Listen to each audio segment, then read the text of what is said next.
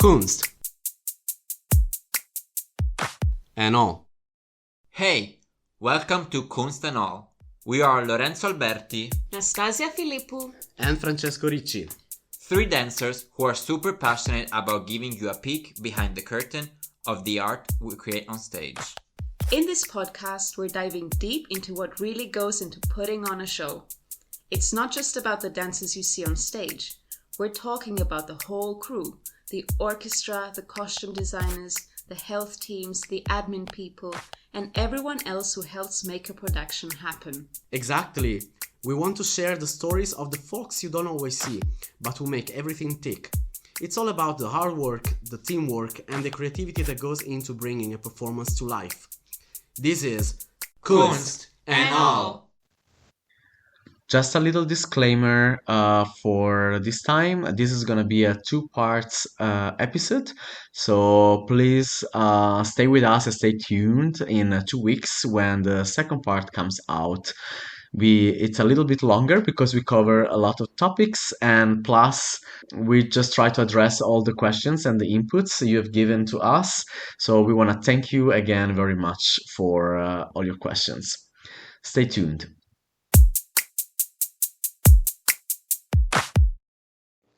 We are on air. Welcome back. Welcome to you. Welcome to a different episode, actually, because this is Kunst and Recap, where we're not gonna have any guest for today. We're just gonna have a chat between each other.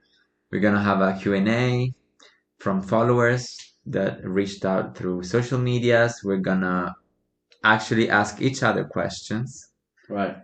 And let's get started. Also, we should give a little update where we are at with our podcast, with organization, quality of the sound. Yes. It's been a struggle. The quality, because this is a very artisanal, let's call it like this, project. Because from day one, we try to create everything ourselves. So we have, of course, trying to find help to someone, or with someone, or for someone. No, to someone. We ask help. We are asking for help. We're desperate for help. Let's just put it that way.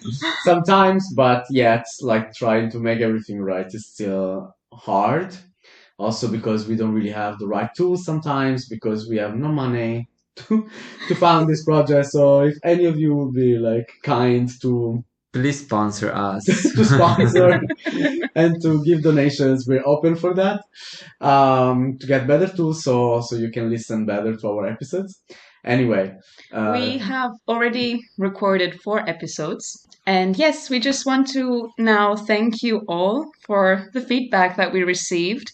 And we can now find ways to have better quality. We are definitely working on that. Maybe the listeners would be interested to hear what each of us does. I think so. What do you do, Tazi?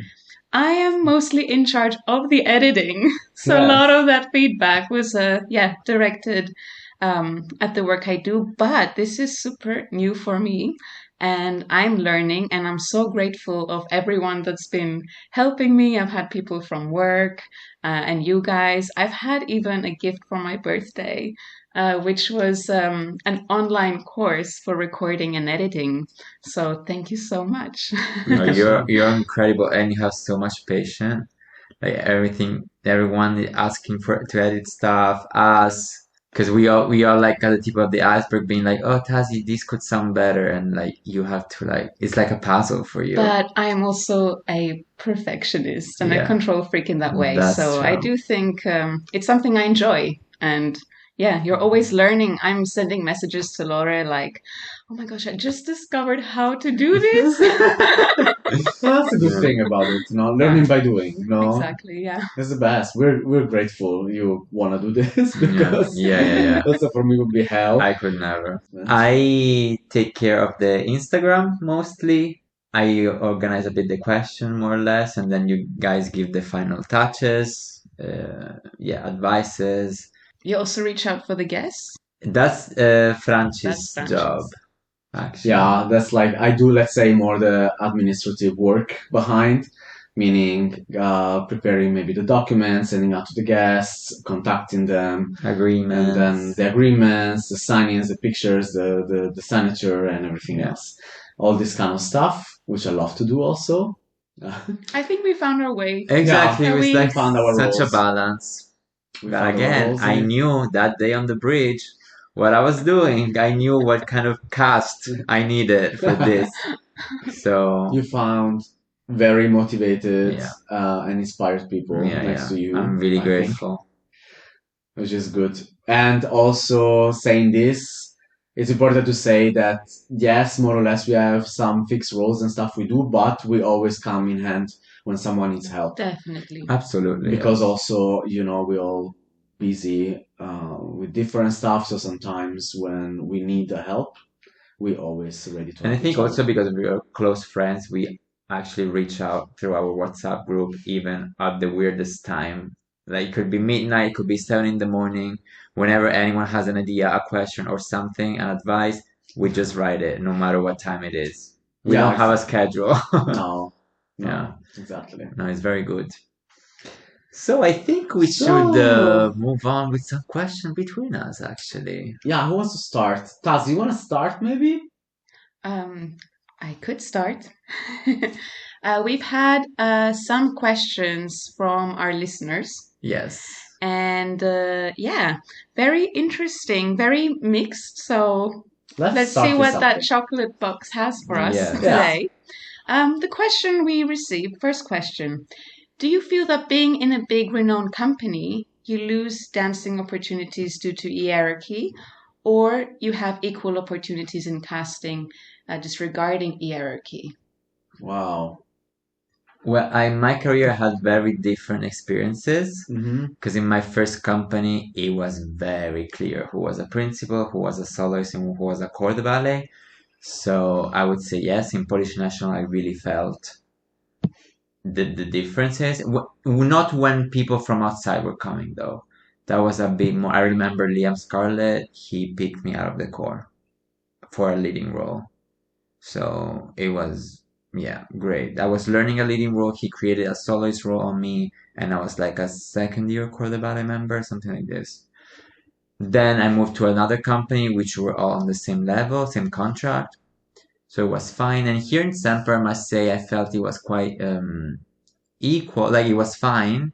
Everyone was getting their own thing, and it was like quite well balanced. Except once, actually, this season, when they wanted to know our rank even before our names, and we were actually called to the audition through ranks, which I found it so weird because in this company, I mean, I haven't been I haven't been here so long, but it never ever ever happened before. And seeing it from the schedule, even like we didn't even show up like days in advance. It was scheduled. The schedule of this audition came up, and we were called by ranks, which was kind of absurd. I think it really stand out because it was not. I was not expecting it. So, but I wouldn't say that the institution, the theater works this way. That's why we didn't. The staff really felt sorry in a way for us because we were like, this is not how we want to do things. But I think the people from outside, it was such a. It was a request from a choreographer. Yeah, I It think was an so. outside Yes. request, not Yeah. an inside. I think it really does depend also on the work Yeah. that you're doing, because some people come in and they already want to have a bit of a plan and have it a bit prearranged for them to have a bit of a more efficient process. And then there's other pieces that they just want to see everything from scratch, and the ranks don't matter. So I'd say, yeah. But I think for a director, I suppose it's so interesting to have a like blind audition in a way without ranks. So because sometimes director cannot be for administrative reasons so present in the studio, so it would be cool and beneficial for them to have a talent in the corps de ballet being spotted because maybe they see them the final result on stage and they can be surprised because True.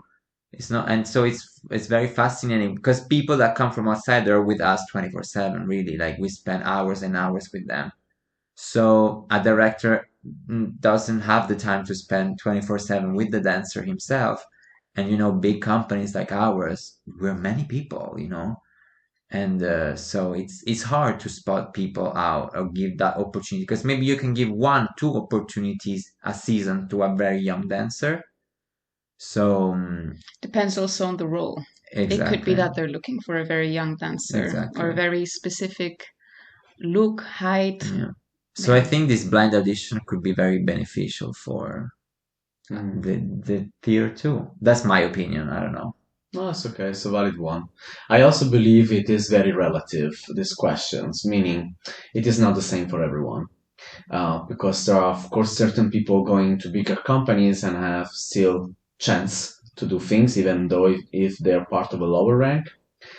And not everyone has the same possibility. Like sometimes it happens that you end up being the substitute, like the, how you say this in English? Second cast? Second cast. Not Cover? even, you cover. Okay. Yeah.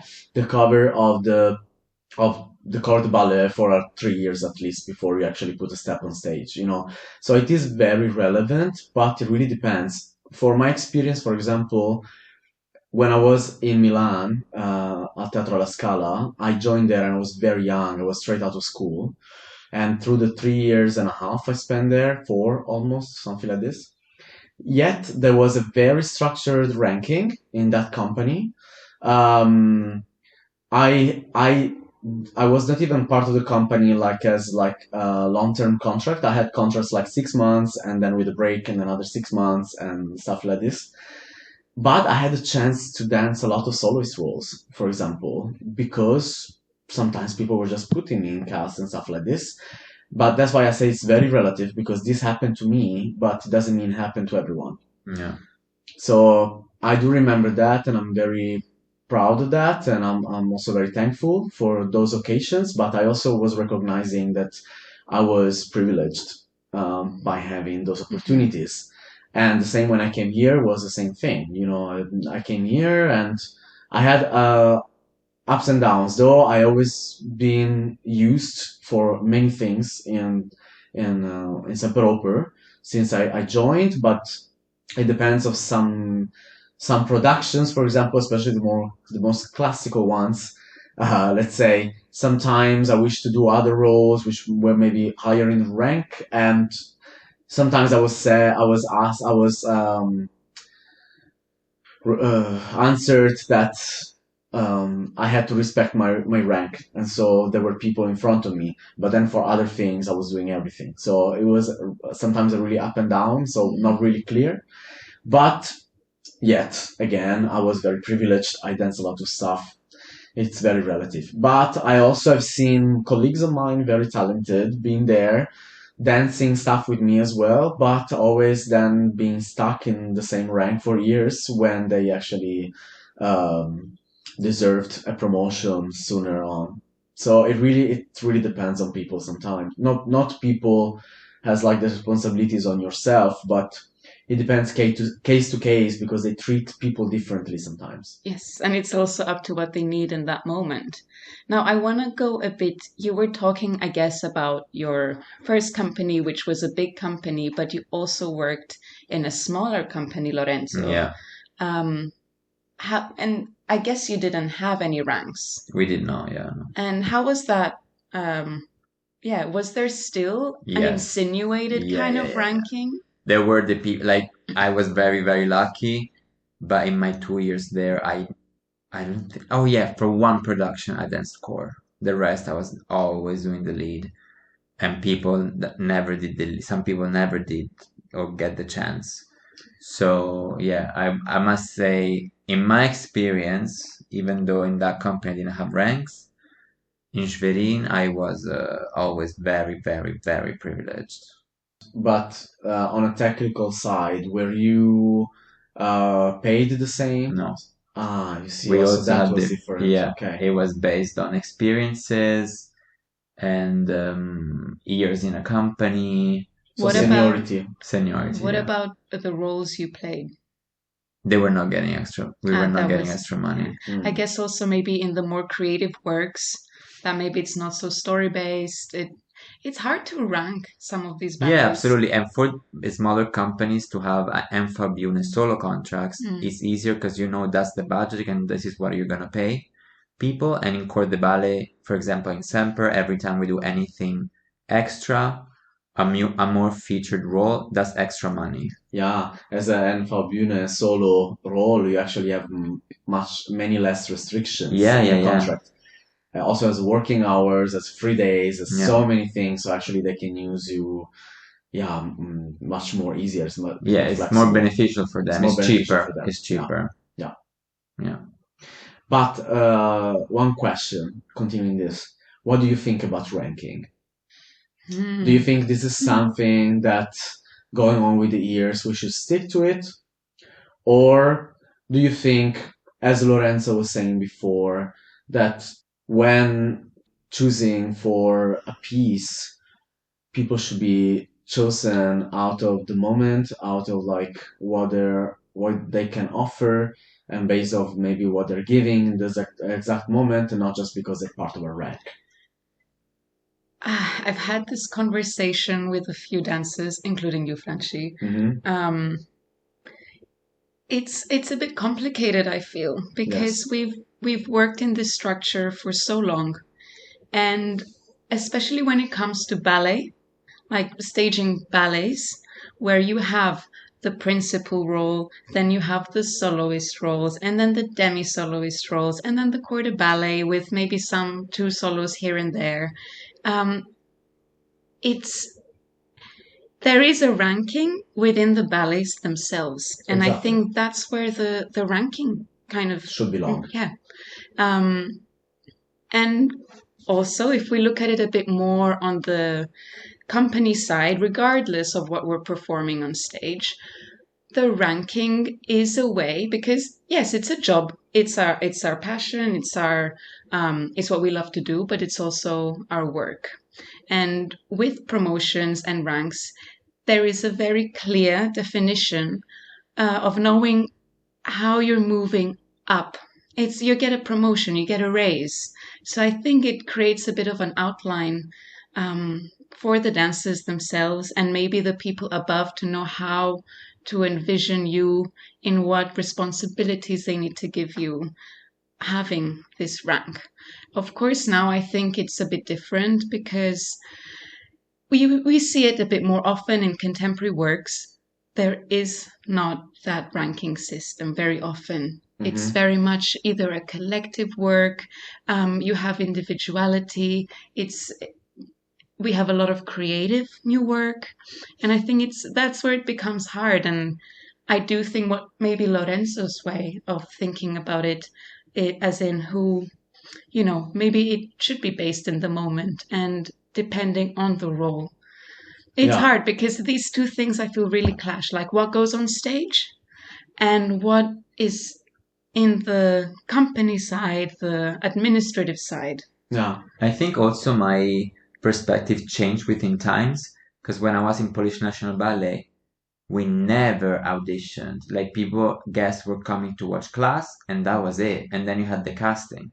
So when I changed company and I saw that you could actually move and show yourself and maybe learn a phrase of that certain choreography, if it was not a creation, but a piece already existing, I was like, this is much more fair. It's more democratic. Also. Yeah, because you give then a chance to everyone to absolutely showcase and be chosen. It happened to me actually in Polish National. It happened to me once. So I was chosen for Wayne McGregor's Chroma as the extra guy. Mm-hmm. And the first day of rehearsal, and they didn't. So we had three casts for the Stephen role of Chroma, Stephen McRae's role. They had two casts, and they needed a third guy. And they didn't say anything, and they were like, there is a section in the piece that the guy do the same, the two extra guy and Stephen do the same part, and we were doing that, and they were like, okay, let's do this. And then at the end of the rehearsal, Antoine, the repetitor, he called me. He was like, from tomorrow morning you learn Stephen.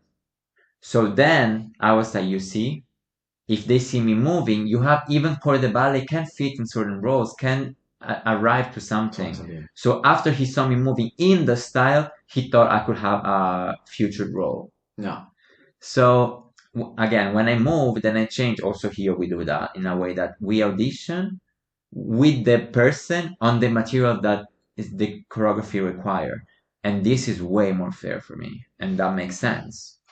Because this is how you spot people, and you understand much better. Do you think that would be possible though in a company of 60, 70 people? Yes. When it comes to ballet, I agree with you.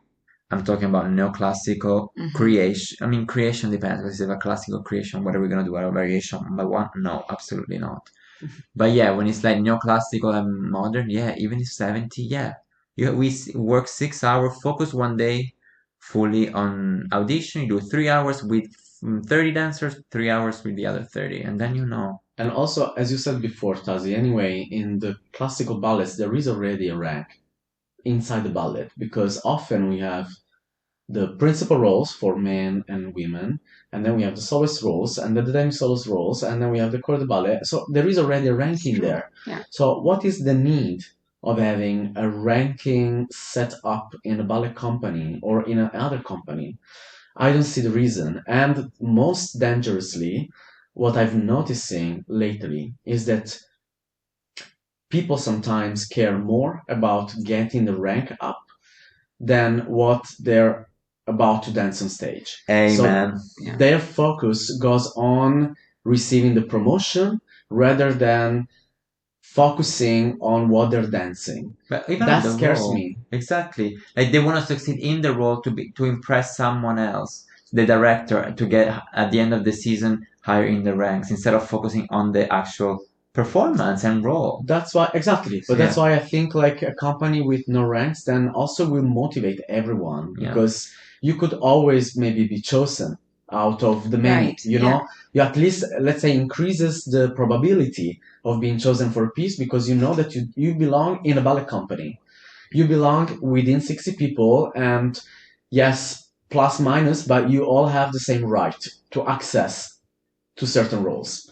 Then okay, then of course then like Lorenzo said before, through the years might be visible. Maybe the people chosen more often or less often, and perhaps you know like that's where maybe you give some extra payment or something like this to acknowledge you know if the people are chosen for certain roles or not. Fair like this, but I think in general will open up a little bit the. I agree with you completely. I wonder, realistically, you're saying that there is an insinuated rank within the company. Please correct me if I'm wrong. But as you said, there will be people that are maybe chosen more often and this and that. It depends also which kind of, sorry to interrupt, but it depends on which kind of company it is. Of course, if you're just Yes. dancing like ballet repertoire, then probably there will always be the same people dancing the main roles or the soloist roles. Yet, if you have a diverse company and versatile company, like it's happening right now, because let's say the companies that are just doing ballet repertoire now, they're kind of disappearing, or they're very few at the moment because everyone is actually trying to be the most versatile they can, at least with a couple of production per season. But you know, perhaps if these two production per season are contemporary work, something like this, perhaps other people could have a chance to star in it. Yeah. You know, that's my point. Which I think that's what happens now. Like we have the little ranks, bit. but then there's a lot of gray area. Yeah. Yeah. I mean, you're doing Odette in our Swan Lake in Semper. So that's the proof that That's what I mean. Like there is the rank, and I'm a corps de ballet since a few years now in Semper, and it almost seems like does it matter or not? It's like it's this Exactly. gray area. I don't think Semper is a company that supports ranks in a way. Like we have them because It's hard to dismantle them. exactly, but I don't think it's a company that is based on ranks at all. No, Right. it's never I mean, my been. first show joining this company was a soloist role, for No. example. It's never really been in the core, you know. It's interesting because we've had conversations on whether it should be or not be. Yeah, if the rank should be more respected or not. This has always kind of been a bit of a conversation. For me, also the principle of first soloist here, they're not they don't really care that they're principal. I mean, in a way that they're like, No, they do. No, But I meaning that think they don't give. they are not like, I'm a principal, you're Rephrase core, that. shut up. no, that's You know? exactly. They don't abuse their Exactly, power, at their all. position. Exactly. They That's don't what I abuse their meant. position. And Yes. if anything, I'd say our principals are some of the most humble Yeah, and people. Yeah. supportive Um, at all. To be honest, Absolutely. that's one of the things I've noticed when I came here that was very different from Milan, for example, because in Milan there was this very big thing of like they're principal dancers, you should treat them the same way. And I mean, by the time I got there, already changed. But before I heard stories where people had to bow to them when Oh they had to my go God. in, have to talk to them in a formal way. yeah, that's You know, very there was extreme, and yes, there was a very extreme thing that when you were joining the company as a young member, you had to be very respectful towards, and it's not about respectful that time. It's just like some modality, let's say, some culture. It was very specific, and you couldn't allow to talk to them in a certain way or to say something, to take their place at the bar, to do anything. You know, there was this thing of like it's over the respect. I think it's like you need to know who was there before you and also who had more power than you, and you had to respect that. And I think it was about that. It's not about the rank; it's about who has more power. Mm. And that's the thing, because I think you can be respectful yet be humble. The two things, being respectful doesn't but mean that's for everyone. exactly. It doesn't mean that I only respect a principal because they're a principal. Exactly. You should respect anyway, just people. And at the same time, I also would like to see principal dancers or anywhere in a ballet company respecting people from the core or apprentice people, which sometimes I've seen there is a lack of that. Um, that's why I mean, like, respect doesn't mean that you need to leave because you know that that's like someone's place at the bar, so you should never, even if you do it by mistake, then you should like apologize, kneeling down and kissing their feet. I had a bag nearly thrown at me once. Really? I also had some Not here, experiences. not here. Okay. I also had some Just- experiences in my career with that kind of things.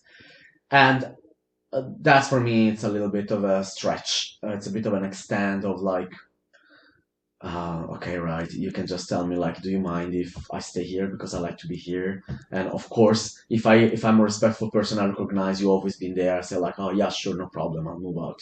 It's just always the way you put yourself forward, you know, while sometimes it just happened that you were there. Maybe you didn't know because maybe you're going for an audition or maybe you're a new member of the company, so you just stand there at the bar and someone just comes there and kicks you out like in a bad way, not even talking to you. She just puts you in front of you, making you move. Like Yeah. literally. That happened to me, so I don't know if it happened to you. But anyway, that's just being rude. Let's call it for how it is. Exactly. Yeah. Let's move on. Franci, I have a question for you. Okay. Now that you've left the dance company and you're more of a freelancer and you find yourself on that other side, is there something you've understood about the world of dance that you wish you had understood when you were younger or during your years in the company? Okay. I mean, this is a very complex question. Thank you. We have all the time. It's very complex and it makes me think about many things. Starting with, it is not something that I am discovering right now that I'm outside of the company. I almost want to say that maybe I left the company because through the last years I started realizing this, but it is more about myself than the company.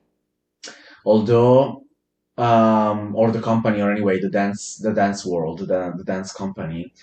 What I realized, though, in these years, what I'm realizing still about our job and what a dance company maybe, or let's say the dance world needs, it's academy and ballet schools, they need to do a better job about educating people. I'm gonna stress about this topic a lot because for me, it all starts from there. You need to teach people how to be dancers, professional dancers. At the same time, you need to teach them how to take care of themselves, how to motivate themselves, how to work in groups and not just work against each other at all times. And at the same time, you need to give them the tools because what you're dealing with, they're kids and they're young people, which they're in a very delicate position in their life. Therefore, you need to give them tools to understand that maybe out of all of them, not everyone is going to be a principal dancer, not everyone is going to be a soloist, not everyone is going to be in the core, and sometimes not everyone is going to make it. Therefore, it is your responsibility, because these people at that age are in your hands, to provide them the tools to move on with their life in case they're not going to make it. You cannot just leave them like this. So just teaching them the one thing that they should care about, which is dance, because then if you provide that as an institution, as an academy, you already teach them that that's the only thing they need to focus on from that age.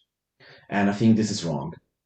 I think you need to teach them they have to be still curious. They need to be still interested. They still need to be studying other stuff, because I realize later on the importance of knowing things and studying about real schools. Me, for example, coming from my own experience, when I moved to Milan to do my academy, the La Scala Academy, um, we that was the years where I started high school, and unfortunately, it wasn't really a high school. It was, let's say, a private one, but let's say it was more a formality that we had that there. And at the end of the year, we always needed to have an exam to pass to the next year. But it translated to be really just a way of let's say, like, it was almost fake, because no one cared, because it was a private school, so no one cared if we were going or not going. And the teachers were there, they were trying to teach something, but they were aware of the situation, that we were mostly focusing on our ballet uh, mm, side, let's say, in education. Therefore, they were there, and they were actually, the teachers were nice, they were supporting, and they were very light on us in this way. At the same time, I felt later on in the years that I've lost completely these high schools, also because, of course, back then I didn't have this mindset. Back then I was like, who the fuck cares about high school? So I was with my friends, having a lot of fun, going to McDonald's, eating, laughing, going around Milan in the afternoon, not going to school most of the time. And if it was for myself, because I was really driven and motivated to be a ballet dancer back then, I I would even like quit the ballet school. Sorry, the school, the high school. By the last years, I didn't want to graduate, and it was thanks to my mom who told me like, Franchi, don't quit. And I was like, because you're gonna regret it later on if you wanna continue your studies. You never know in life. You never know what's gonna happen, but at least you have your graduation paper on. And then I pushed it, and I did it at the end with the lowest grade I could ever get. But you see, later on, like 10 years after that, when I start feeling that I wanted to know more and I wanted to study more, because I felt my life was just stuck in the ballet world. So I wanted to explore other stuff. Luckily, I had that graduation, because then I could do university when I wanted to. And that's the thing. And you cannot expect teenagers knowing this for themselves, because back then they don't know. That's why you need to structure how you structure dance education. Not dance education. You need to know how to structure education for people who want to become professional dancers, for them to provide them a better life as a dancer, but also as a people. That's one thing that I discovered through the years. Wow. I'm mind blown. Yeah. Very, very, very well said. I Yeah. completely agree. I had the same actually when I moved to Hamburg. I was like, Mom, I don't want to do school. People here don't do school, whatever. She was like, No, it's the deal. I let you go. I will support everything. I will pay your flat, whatever you need for your studies, but you need to finish school. And now I thank my parents, both of them, so much. Because, like, Otherwise, I would have, yeah, no. No. It's It's so funny because I don't know if it's because I didn't have the vocational training from as early as you. I had it when I was 16. But for me, we went to school like normal.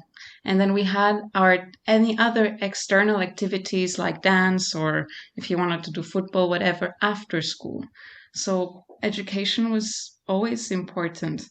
Um, and I don't know if it was just ingrained or I had the natural drive for that, but it's something I didn't want to let go of. Um, yeah, I even said no to a school offering in Houston Ballet many, many years ago. And I remember saying to the principal, which now I think is crazy, but I just did what was right. I was like, no, I want to finish this section of my school before I leave.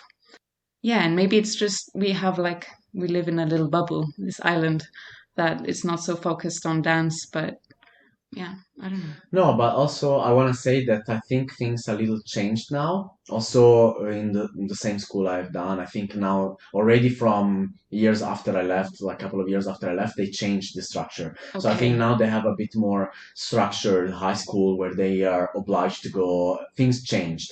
I see. So what I'm talking about now, I'm just talking through my experience with it Mm, and how I recognized what I missed and what I wished I would have been a bit more uh, focused on, or I wish just I would have had a structure behind just to say like, but even, I don't know, for me, we don't realize, but what we do as job, it's very specific. We start working when we are 18.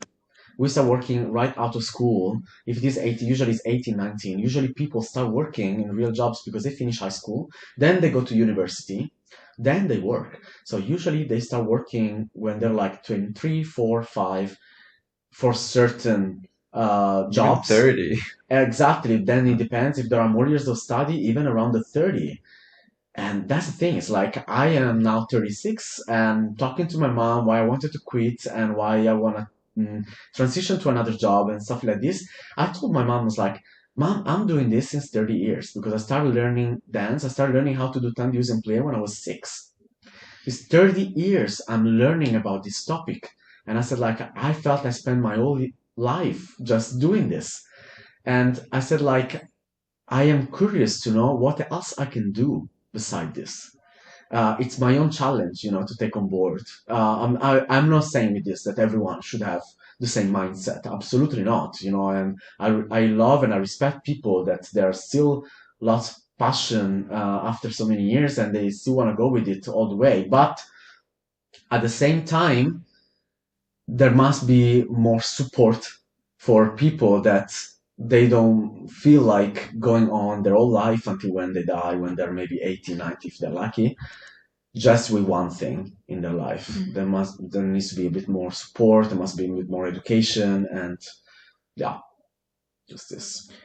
I'm gonna ask you a lighter question for sure. I got inspired. All to me the questions. I think It's your podcast. It's, Yeah, this is my episode. Constant Okay.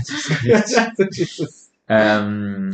It's inspired from one of the 5 questions we asked to all the guests. No. And it's like, is there any artist that are alive with who you would like to collaborate?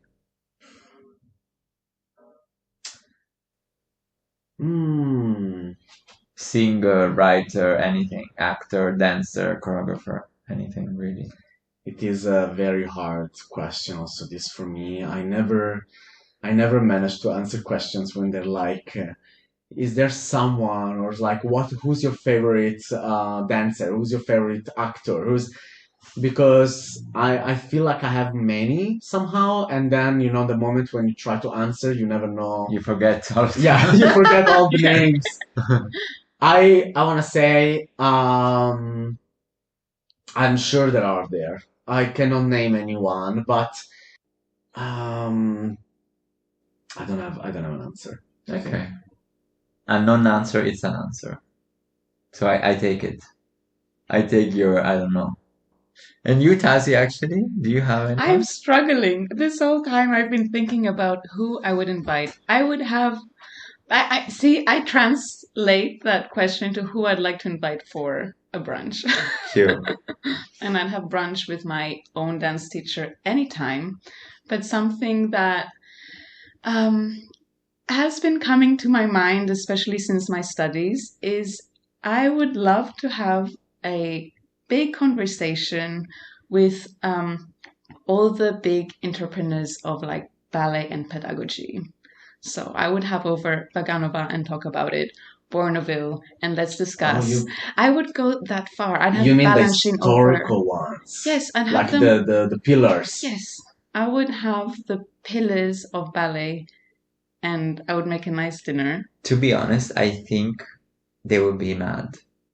all together in one room. No, they would be They'll kill each other. like, I'm sure they would be mad of how ballet has been developed or how they people like explain their technique or what they meant back then. You know what I mean?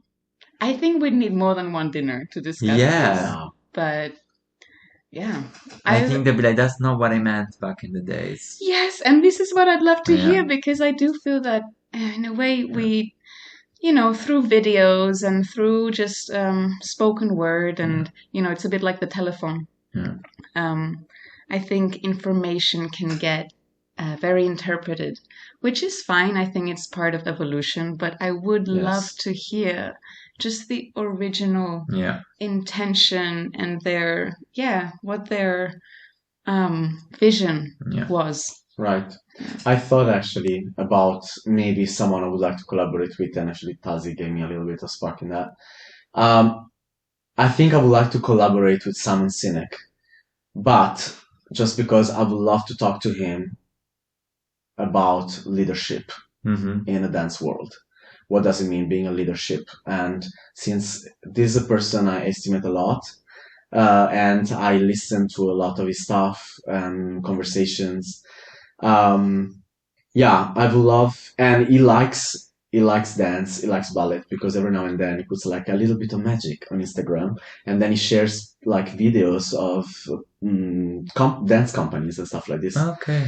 So I would love to drag him inside this dance world and have a look of how things are done and developed, and have a big conversation with him to say like, so let us know how can we evolve in a better way? Do you have suggestions about it? That's what I would like to do. That's cool. Maybe we should invite him. I would love to be Oh a my mosquito in that for that dinner. Yeah. And lie on the table and Maybe it can listen. be a conference. That Doesn't would be have to be a cool. private event. That's See, true. maybe Sponsored by Kunst and all. Yeah. yes. Maybe by the time I'm 70. Oh no, maybe it's gonna be too old for that. But maybe by the time I'm 50, maybe we're gonna manage to do something like this. We'll see. I would like to go into the next question for Lorenzo. Is this So it's from over. you or from the That followers? that is actually from me. Let's Okay. see where it takes us. Okay. So, as mentioned before, you've worked in a couple of companies, actually a few, and you've asked that question to one of our guests, Sandrine. So it made me think how maybe you relate to that question as well. So, what influenced your decision to make the move from one company to the next? What were the changes that you were looking for? And was it as you expected? Very good question. So, for sure, it has changed over the years. The reason why I have a few little, I want to say, rules that I think work for me. First of all, for me, it's a give and take situation. As much as the theater is giving you the chances to perform and stuff, you have to give, it has to be a 50-50. It has to be a both way healthy relationship. Just like exactly a relationship. I give, but I also need to be able to take. It has to be a little bit of both. And also I see it a bit of like you need to speak the same language with the institution and with the director yourself. So if I, for instance, speak Italian and I have someone that speaks Chinese, we can only communicate to a certain point. And either you have can I say collision, like fight, or you take the humble decision to be like, you know what, I respect you. We don't speak the same language. I respect your language, but it doesn't reflect my own. So I'm just gonna take my boxes and suitcases and move on and try. It's like love for like love should be simple, and this should be simple. We give all our life really for something, and it's so sad to see people being frustrated. And I think it took me 4 years to leave my first company. It took me long. Like my first move, it took me time. I was Now that I see it, I could have been ready seasons before to leave. But now it also includes experiences, and now when I see it doesn't work, I don't wait because then I become bitter. And like, why should I? If it doesn't give you joy really, and you have to, because then it's really easy for a dancer to find excuses. No, I'm gonna stay because I think I deserve this and I deserve that. And I'm like, yeah, but also be objective. Are you being seen? Do you think you'll get there? What's your purpose to thrive and get, connecting to what we said before, a promotion? Or you think you can find pleasure, pure pleasure dancing, being in there? Can you thrive? Are you being understood? Are you getting the right input? Because some people, you connect with some people better than other. If you're not understood, and when I was younger, I had, again, moving from my first company, I had that, mm, what's the word in English? I thought I could change. I was like, I'm gonna change this place because I care. I love the city. I love my colleagues. I was like, no, Lorenzo, you can change this. Just try to like be there and like I wouldn't say push, like keep going. At some point, I arrived to a point that I couldn't stay half an hour longer. I arrived to a point I'm like, it was a Friday afternoon. I was like, I need to go. Like, I need to go. And I told myself, if in 48 hours you still feel the same Monday morning, you resign. And I resigned. The first time I resigned, I had no contract. I resigned with nothing. And I asked my director, I was like, because on my contract, he was saying a 3 months notice. And I was like, please, I'm giving you a week. Please, I need to leave. And he understood. And he respected my decision. He was like, okay, go. But it's really easy to become bitter and sour and frustrated. Because again, it's not an industry when you have to bring the results. It's very subjective. Because a director can love you and you thrive, or can hate you for no reason. Yeah. Hate you is a big word. No, Dislike but you, yeah. and then it's like you run against a wall. Because it's not like, oh, but I brought more money to the I don't know, industry, or I brought more. No, you didn't do anything. So it's a subjective thing. And then you start to even question yourself at some point, and you're like, oh, maybe I'm not worth it. I'm like, you're the manager of yourself. If you're the first one doubting yourself, it's the end. I think that's the biggest thing when When you Steve Jobs start. came from the first iPhone, he didn't tell you all the problem the iPhone had. He was like, this is the best phone that has ever been made and done. Buy it. And that's how, if you're the first one not believing in yourself, which I'm not saying I believe, like, you know me, you guys know me, I have a million question mark, I doubt all the time, but I also think it's healthy to doubt, but at some point also commit and be like, I have a value, I have a reason. If I'm here, Exactly. it's because I'm worth something. So if someone doesn't appreciate you and make you feel worth it, get out. Mhm. Ah, I think this is very beautiful, and you don't have to apologize yourself for not being that, because it's good if you know you are valued, that you value I yourself, think your own value, you yeah, know it's what I like mean? I have something to bring still to the industry. Yes. When I will have all the answer, hopefully never, and I will feel like, okay, I'm doing this creative process just like the other one and the other one and the other one, and I don't find new way of approaching it, then I'm like, okay, actually I should stop. But until then, I'm like, no, I can bring more. I can be used more. I can do more. No. I can do better and I can be better. And I am better than I was last year. Then it's a healthy balance. It's a balance. It's Yeah. very healthy. It's a good self-talk, I believe, to be like that. I think not everyone has this power, let's say, And to do also that. somehow Sometimes you don't need to have it figured out. Just put yourself out there and things can happen for you. Because you might go to that audition that you resemble exactly what the director has been looking for. And then boom, it clicks. Yeah. No, I would say that sometimes it's also the opposite, in a way that maybe you had to make that decision because you had to learn something, Oh, for and it sure. may have been the hard way. Just talking from my experience, I mean, from my first job, I was not renewed. We had a new director, and things happen, and around 15 dancers were not renewed, and it was my first year, and he was like, "Yes, I need someone with experience." And I'm like, "Well, yeah, I just joined. I have no experience. I'm getting it now." And then next year it happened, and I got a contract immediately with another company. And then after 2 years of staying there, you make that decision, and it's the scariest thing, but deep I mean, in the the gut gut, feeling, yeah. it feels right. And then I had the worst year of my life, but I learned the hardest lessons, and I don't regret it.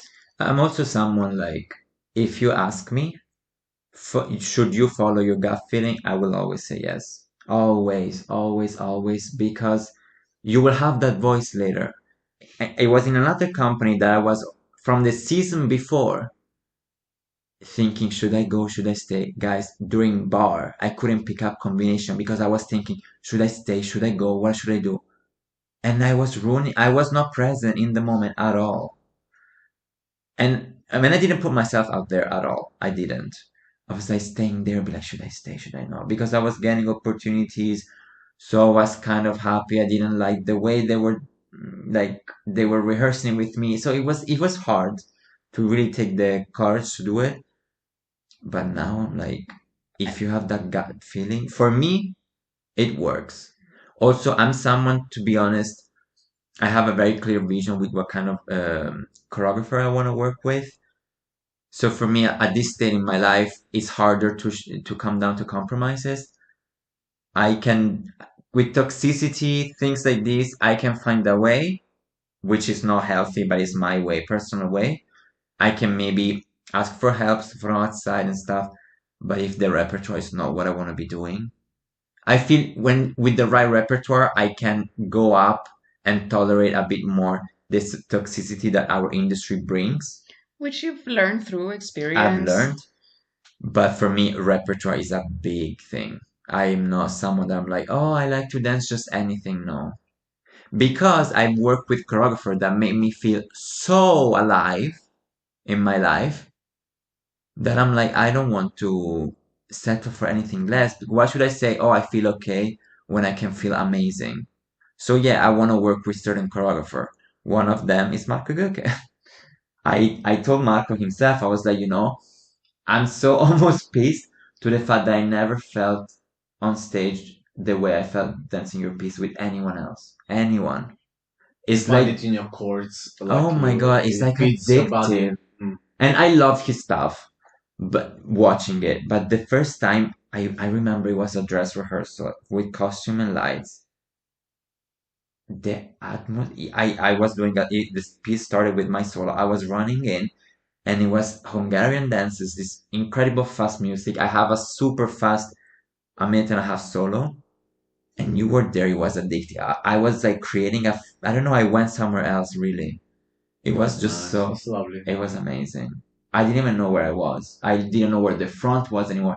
I felt I was in an arena, like, and I brought the audience with me. It was so addictive. And I performed Marcus' piece last week in Munich, and I still feel the same way. Yeah, that's lovely. You go there and you like just leave everything you have. I don't know, for me it's addictive. So yeah, I would say, sorry, I really brought it also somewhere else, but I would say this is the reason why I left and what I believe in. Right. Tazi, I have a question for you. Ooh. Um, what do you think we should do as company members or the dance institutions should do to engage more with the dancers of the company or to make them feel more engaged. And for example, sometimes decisions or everything it happens. And also as a ballet speaker yourself for many years now, how do you feel this? Because the premises is like I also have been a ballet speaker, and I cannot hide that many times I've been frustrated about the way my colleagues were dealing with the issues we had. They were not engaging, even with us, even with their own members. Even when we were trying to make things better, we were trying to fight for stuff, we were trying, they were just not engaging with it. So I want to ask you, where do you think is the missing part of the puzzle there? Okay. It's a very hard question. You can also circle around, Yeah, I will. as I do. Because Yeah, me too. I go to Pirna. I and went come somewhere back. else.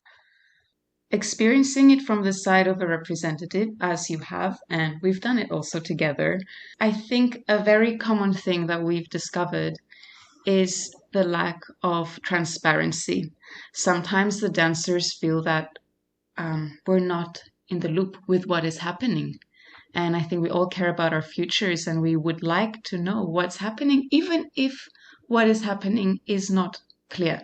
But what do you mean as a transparency? Like, as a dancer yourself, what do you wish it could be done to make our life easier or to solve at least a lot of questions and stuff we have in our mind that we feel sometimes as dancer of a company we don't have access to it, and yet we should have access to it. I mean, if we talked about hierarchy, right? Yeah. Okay, so there's ranking hierarchy within like the dancers. Then there's the other side of the hierarchy. And what happens is that information that's known from the top trickles down, and then the dancers are the last ones to get the last drop of water that exists. And I think that's what's frustrating because we know that these things are usually planned from a long, like season, schedule, weekly plan, even our own personal plans, like as individual dancers. Yet we are the last ones to know anything about our future. That makes me think something. Because what I'm learning now is that basically in corporations, in companies, like not dance companies, like normal companies, of course also happens this, but they say that the best way to avoid this is of course keeping everyone always engaged and informed. So it's to understand what is the role of each one. And also this sometimes I feel us inside, because when we enter a ballet company we have to look at it as a corporation. It is a corporation. We should know very well what is the job, the exact job of each member of the administrative staff, no? And sometimes it seems, or it seemed to me at least in my life, in my career, that some dancers come to me like, I have this problem, what do I do? Who do I go talk to? This for me is already an issue because it should be very clear, like it should be at the moment you enter in the ballet company, it should be very clear to say like this person is here and is this with the role that they represent. You go to this person if you have any questions or if you require information about this topic. So to have a chart, an organizational chart about like who are these people and what do they do inside the opera house. This is very important. So at least people who have an access as an information. Plus then what you were saying, it's about the informations together. So, and this is for me still also a mystery. And if there are ballet directors or any directors of any dance company listening to this, please write us, let us know. Like we want to know why certain things cannot be disclosed. Meaning, we don't want to know about how much money a choreographer takes to bring the ballet, or how much like each thing costs to bring a budget or stuff like this. But for example, when scheduling a new season, why it is a block, or why do we think it is not necessary to talk to your dancers, which are part of your team, and to say like, listen guys, we're trying to organize a season that is going to be more or less like this, and the reason why we're doing this is because this is the budget we have, this is the budget we require, and this is the vision we're trying to create for next season.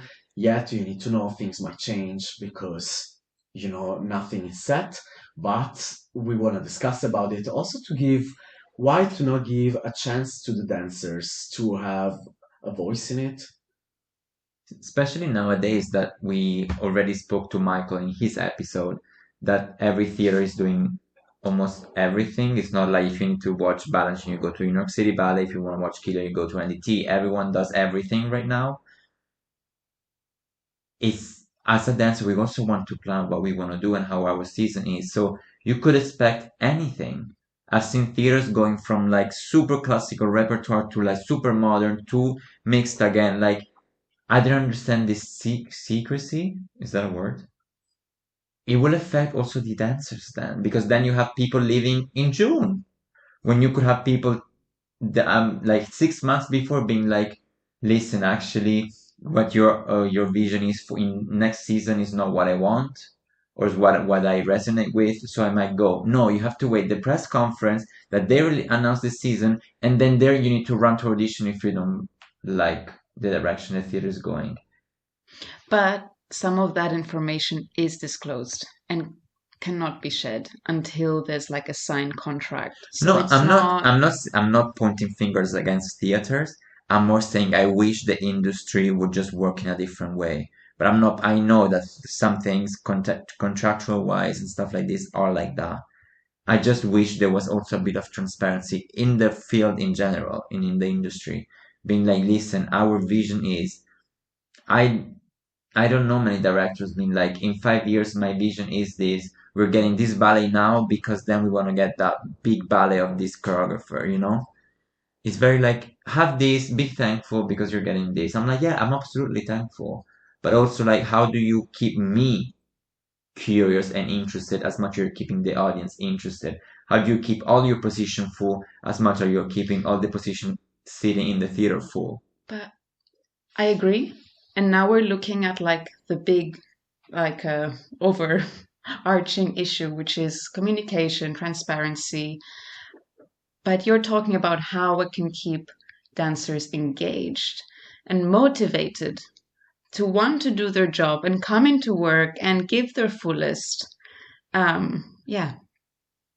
How can you motivate, inspire? Yeah. And I think it starts from small and it comes from like knowing that the dances are also being listened to, which is why we have Yes. these platforms, like Exactly. representatives and everything. The point is sometimes, again, as I said before, I feel that some dancers don't even engage with their own representatives, Yeah. which it's even a bigger of a problem because it means like we are here for you. You don't even want to engage with us trying to work for making your life better inside this company. And that's for me what is very weird. For me, it's just like, how can you just not care at all?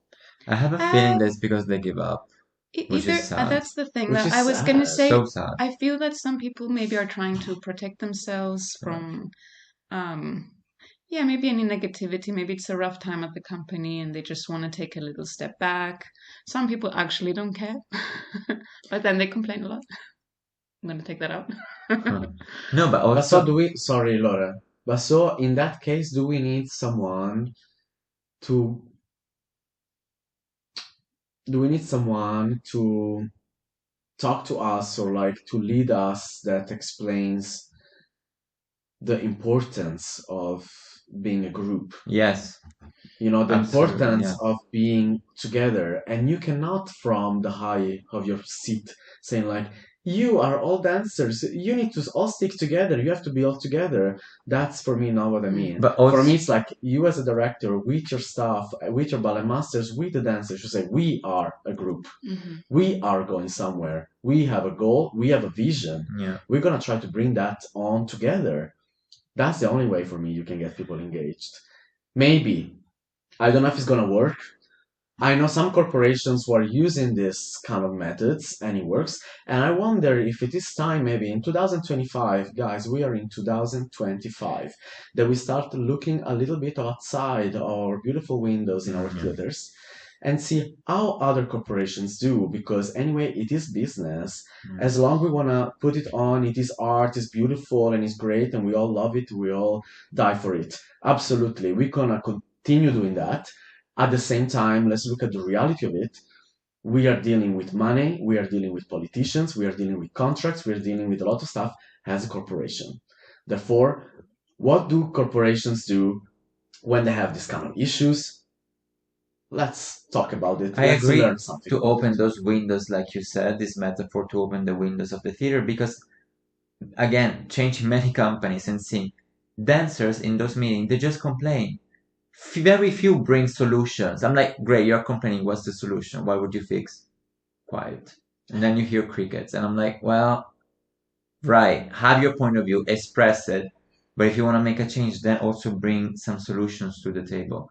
Because if you just complain and you stay quiet, it means you don't have anything better to offer. Then just stick to it, to how it is. You know what I mean? I mean, I think some people don't have the tools to have a solution for this, but just But the propose. yeah. Be like, I don't have the competence, but maybe this, maybe that. Or what if?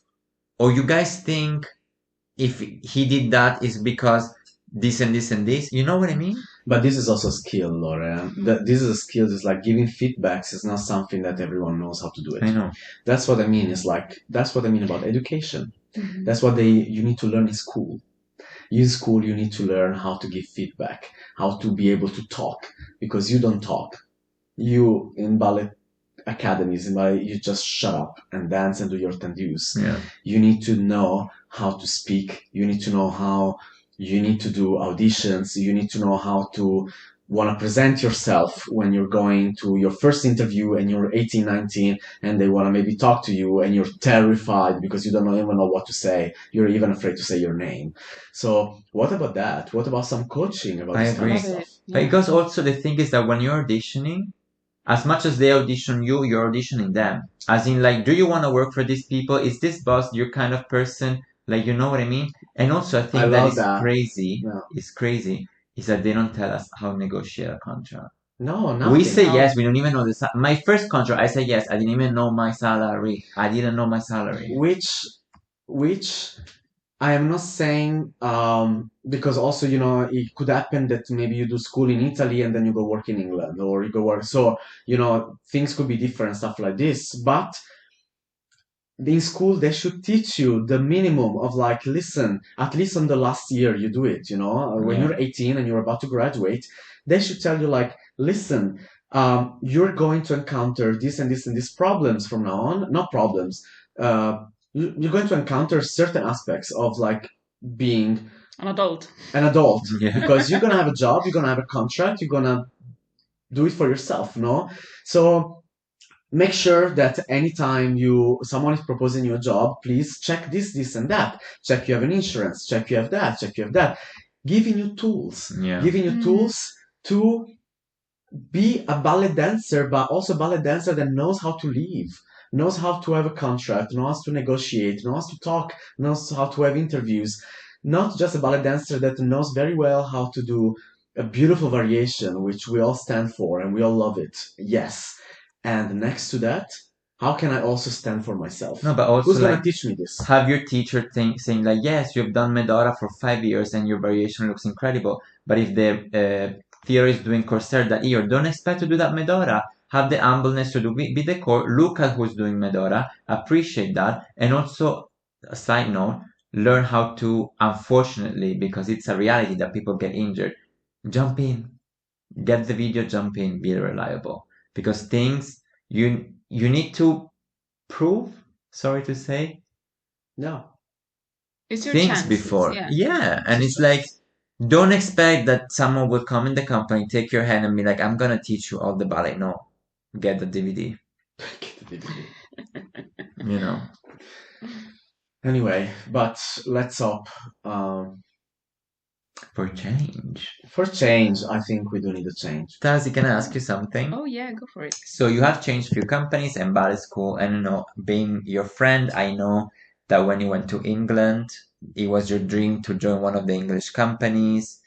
And now that your path went somewhere else, what would you tell that young girl now? I would tell her to not be so stuck. No, I would tell her that 1 second. I need to think how to phrase this because it's not like I want to tell her anything. I just want to tell her that life will unfold in that way because of a reason. Yeah, I think when you're young and coming from a bubble of Cyprus and moving into another bubble of the UK and my school, which was aligned with a company in England, you had the dream that, oh, I want to get into that company. And I put such limitations on myself, thinking, oh, but I trained in the English system, therefore I believe I suit this system and I would like to get a job there. And I've already been given the opportunity as a student to dance in the company. So you start putting these little expectations in the back of your head, at the same time being grateful and naive. But there's so much more to these expectations you put on yourself and that little bubble that you create, which I found out much later in my career. Because every time I was living in a bubble and that bubble would just get a bit bigger, it wouldn't be so small. But I've discovered with every company that I've changed, how much more open this world is and how it's not so fixed into what I've imagined in my head. I agree because to give also my perspective, I had a similar experience. I was coming from a ballet school that had the company really connected to. We were in the same building. And to that 17-year-old boy that cried so much when he didn't get the contract, now I would tell him, thank God it didn't work. No, but I said that to myself as well, because me, the psycho, even after leaving the UK and starting my first job in the Czech Republic, and then even going to my next company in Romania, I kept going back to the UK to audition, thinking maybe I should try again, maybe now after a few years. Inside, I knew it wouldn't work out. I felt it wasn't the place for me. Yet, I insisted somehow I wanted to test myself, which I don't know, it's a very masochistic thing to do, but I felt like I needed to find some kind of truth. When I went closure. There, I needed a closure, which after 2 auditions there, I spoke to the assistant, which I respect and I admire a lot. And I'm a bit scared of her. Let's not forget that. But she, Topini, sorry, the dog. While my dog is choking on something at the moment. Excuse us. We'll take a little break. Come back soon. Can we pause it again? I just want to drink. What? Are you okay? Oh my God, what happened? This episode is 7 hours. I know. We can also put it into parts. We can do part 1, part 2, part 2. Yeah. Can I say something? I haven't posted it. I'm just gonna. You haven't posted? It's okay. We're gonna. We cut it. Okay, because I just want to drink. You want something? Sure. Then I pause it. No, pause it. Do you wanna water or something? I'm okay. What were you gonna say? Kunst. And all. Thanks for tuning in to today's episode. If you enjoyed this podcast, don't forget to like and subscribe to our channel so you don't miss out on any artful updates. You can find us on Spotify, Apple Podcast, and Amazon Music. Also, make sure to follow us on Instagram at Kunst and all for more content. We'd love to hear your thoughts, so feel free to reach out and share your feedback. We are Lorenzo, Nastazia, and Francesco. Until next time, stay kunstig. Amazing. Let me take a water. I'm scared to pause it because it's actually going really well. Yeah, don't Yeah, pause it. see, so Yeah. much. The Shall I tea, shall I see, stop it and then? No, just leave it and then you Okay, can't. great. Sorry, I had a frog in my mouth for It's so No, but me too, long. before I wanted to cough. And I was like, Should we make a clap so you know that from this you can take again? Yeah, wait 1 second. The clap that you saw from the thing. Should I do it?